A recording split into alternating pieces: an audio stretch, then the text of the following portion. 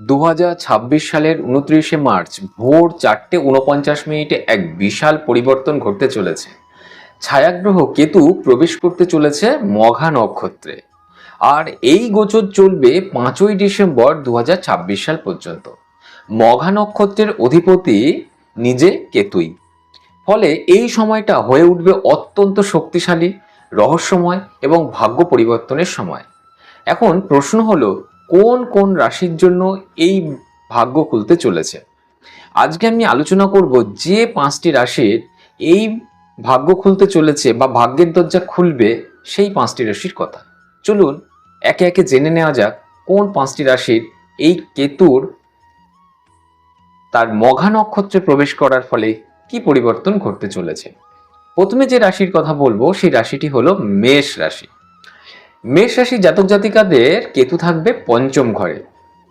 ফলে এই সময়ে আপনাদের বুদ্ধি, সৃজনশীলতা এবং সিদ্ধান্ত গ্রহণের ক্ষমতা অনেক বেড়ে যাবে।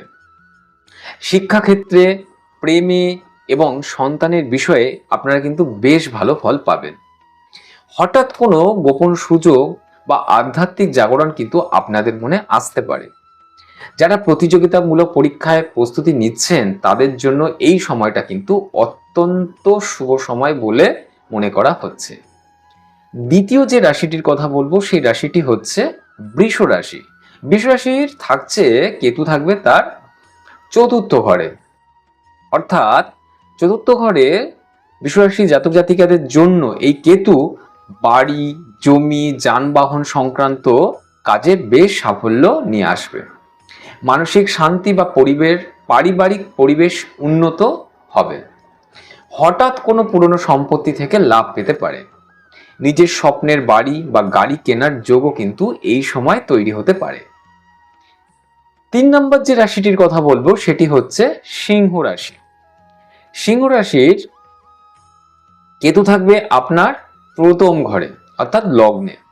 লগ্নে থাকার জন্য আপনার বা আপনাদেরকে ব্যক্তিগত জীবনে একটা আত্মবিশ্বাস বা আকর্ষণ বা একটা রহস্যময় ঘটনা ঘটে উঠতে পারে।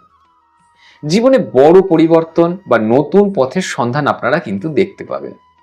আধ্যাত্মিকতা এবং অন্তর্দৃষ্টি আপনাদের কিন্তু অনেক এই সময় বৃদ্ধি পাবে। নিজেকে নতুন করে আপনারা আবিষ্কার করতে পারবেন, আপনারা চিনতে পারবেন, জানতে পারবেন। 4 নাম্বার যে রাশিটির কথা বলবো সেটি হচ্ছে বৃশ্চিক রাশি।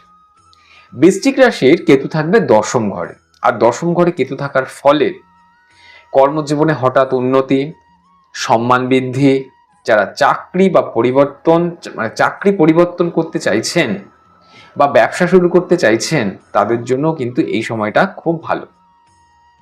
গোপন শত্রুরা কিন্তু এই সময় খুব একটা কিছু আপনার ক্ষতি করতে পারবে না, বরং তারা অনেক দুর্বল হয়ে যাবে। কেরিয়ারে বড় একটা ব্রেক থ্রু আপনাদের জন্য কিন্তু আসতে চলেছে। এবং সর্বশেষ যে রাশিটির কথা বলবো সেটি হচ্ছে মীন রাশি। মীন রাশির কেতু থাকছে ষষ্ঠ ঘরে। ষষ্ঠ ঘরে কেতু থাকার জন্য মীন রাশির জাতক জাতিকাদের শত্রু বলুন, ঋণ বলুন, রোগ বলুন, এগুলো থেকে কিন্তু আপনারা মুক্তি পেতে পারেন।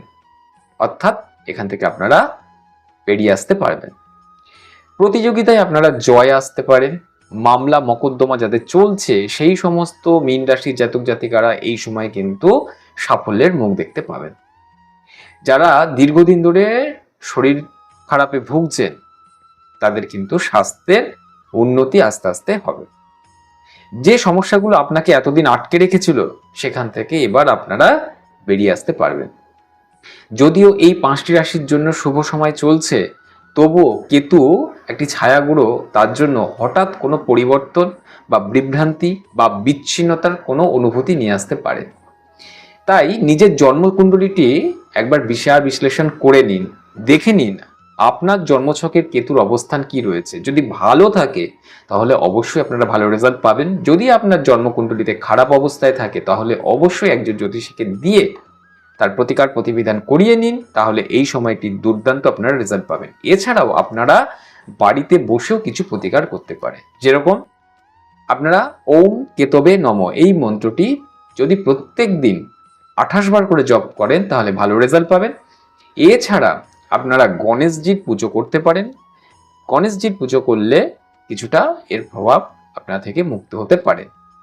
এছাড়াও যদি গরিব দুঃখীদের যদি কিছু দান ধ্যানও করেন তাহলেও কিন্তু অনেকাংশে আপনারা এই প্রভাব থেকে মুক্ত হতে পারেন। আজকে এ পর্যন্তই। ভিডিওটি ভালো লাগলে অবশ্যই চ্যানেলটি সাবস্ক্রাইব করে পাশে থাকবেন। ভালো থাকুন, সুস্থ থাকুন, আনন্দে থাকুন। নমস্কার।